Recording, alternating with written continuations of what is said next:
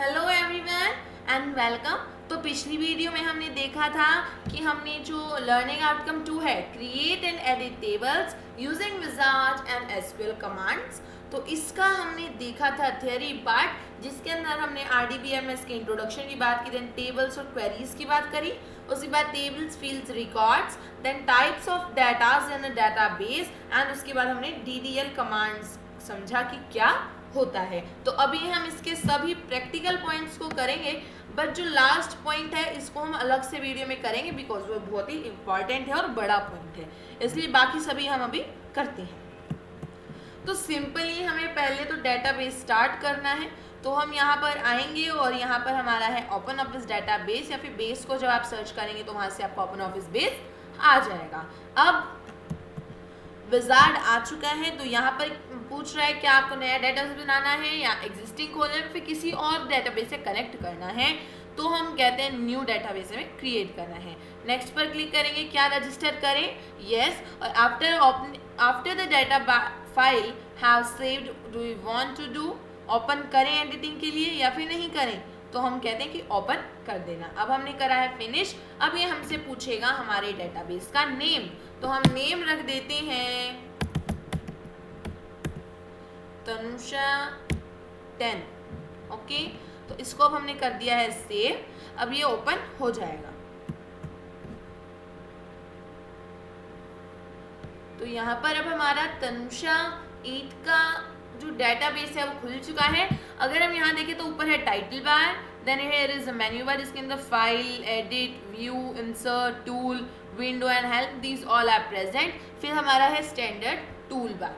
तो अब हम यहाँ पे बात करते हैं, तो हम डेटाबेसेस इनकी हेल्प से बना सकते हैं टेबल। अभी हम टेबल देखेंगे, क्वेरी, फॉर्म एंड रिपोर्ट्स। यहाँ पर टेबल हमने खोल रखा है, तो यहाँ पर डिफरेंट मेथड्स हैं जिनके थ्रू हम बना सकते हैं। यहाँ पर इन मेथड से रिलेटेड जो है डिस्क्रिप्शन गिवन है। यहाँ पर अगर हम कोई भी टेबल बना लेंगे तो यहाँ पर टेबल लिखी हुई आ जाएगा, और उसके बारे में अगर हम कोई डिस्क्रिप्शन ऐड करते हैं तो यहाँ पर वो आ जाएगा। अब हम बात करते हैं हमें टेबल किस तरीके से बनानी है, using firstly by design view. Design view को यूज़ करके हमें किस तरीके से बनानी है। तो ये हमारा ओपन हो चुका है। तो मान लो हम बनाते हैं, जो हम क्लास के अंदर देखते हैं, क्या देखते हैं हम, रजिस्टर, अटेंडेंस रजिस्टर वाला बनाते हैं। तो सीरियल नंबर होता है वहाँ पर, और क्या होता है, नेम होता है, सेक्शन होता है, और क्या होता है, फादर नेम होता है, फादर नेम होता है। बस हम इन 4 फील्ड्स को अब रखते हैं। पहले हमने फील्ड्स डाली, अब हम फील्ड टाइप की बात करेंगे। तो मैंने आपको थ्योरी वीडियो में बता दिया था ना कि क्या टाइप्स होती हैं। तो सीरियल नंबर, अब सीरियल नंबर में हमें कोई नंबर चाहिए है, न्यूमेरिक वैल्यू चाहिए, तो हम यहाँ से न्यूमेरिक भी रख सकते हैं और इंटीजर भी रख सकते हैं।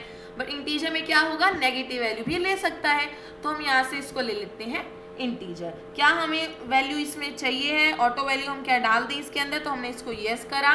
देन लेंथ कितनी हो सकती है, मैक्सिमम 10 इसकी लेंथ हो सकती है। यहाँ से हम इसका फॉर्मेट सिलेक्ट कर सकते हैं।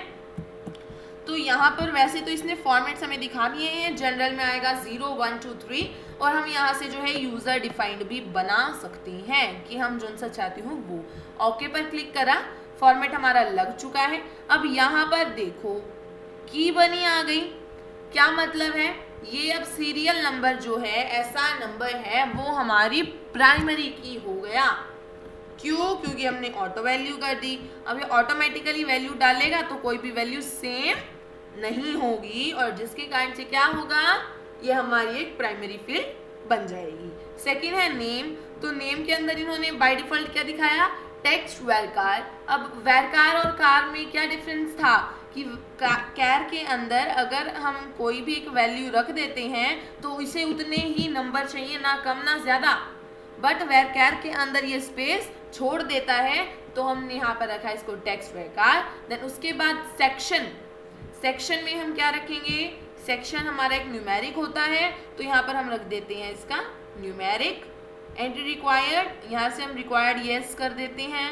लेंथ कितनी हो सकती है, ज़्यादा से ज़्यादा 1 लेंथ होती है, चलो हम यहाँ पे 3 डाल देते हैं। क्या यहाँ पे डेसिमल प्लेसेस आ सकती हैं, 0 तक। देन डिफॉल्ट वैल्यू, अगर हमें कोई भी पहले से की कोई ये वैल्यू हमारे यहाँ पर होनी चाहिए तो हम यहाँ पर कोई भी डिफॉल्ट वैल्यू डाल सकते हैं और यहाँ से हमें इसका फॉर्मेट सेलेक्ट करना है। तो यहाँ पर ऑलरेडी जनरल यहाँ पर सेलेक्टेड है। इसी तरीके से हम नेम के अंदर भी एंट्री रिक्वायर्ड है, यस चाहिए है। लेंथ कितना हो सकता है 50, तो हम इसको कम करके 30 कर देते हैं कि भाई 30 में तुम्हारा नेम आ जाएगा। देन फादर नेम को भी हम टेक्स्ट वर्कार में ही रखेंगे बिकॉज कोई फाइनाइट नंबर नहीं होता है, ये स्पेस छोड़ देगा। तो यहाँ पर हम इसका कर देते हैं रिक्वायर्ड यस और नो, आपकी मर्जी है जो करना हो। फादर नेम भी हमारा 30 लेटर्स में आ जाएगा। क्या कोई डिफॉल्ट वैल्यू रखनी है? नहीं, हमें नहीं रखनी। और यहाँ से हम अपना फॉर्मेट को जो है सेलेक्ट कर सकते हैं। अब मान लो हमें कोई और फील्ड ऐड करनी है तो हम कर सकते हैं, हमें इतनी ही करनी थी तो अब हम इसको करेंगे सेव।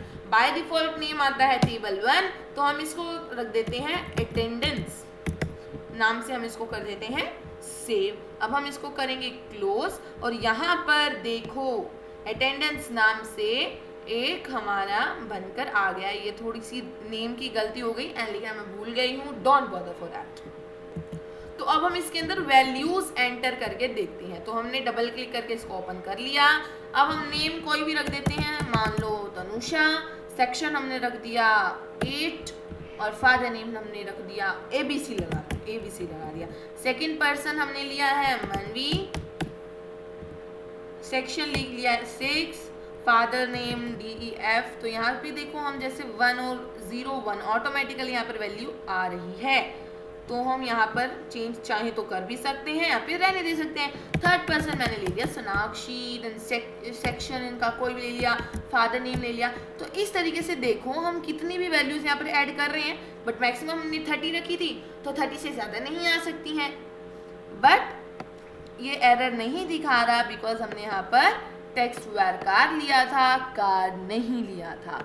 सो आई होप ये कंसेप्ट समझ में आ गया है कि किस तरीके से हम यहाँ पर इन्हें एंटर कर सकते हैं। तो अब मैंने यहाँ से इसको कर दिया है सेव। अब हम इसको कर देते हैं क्लोज।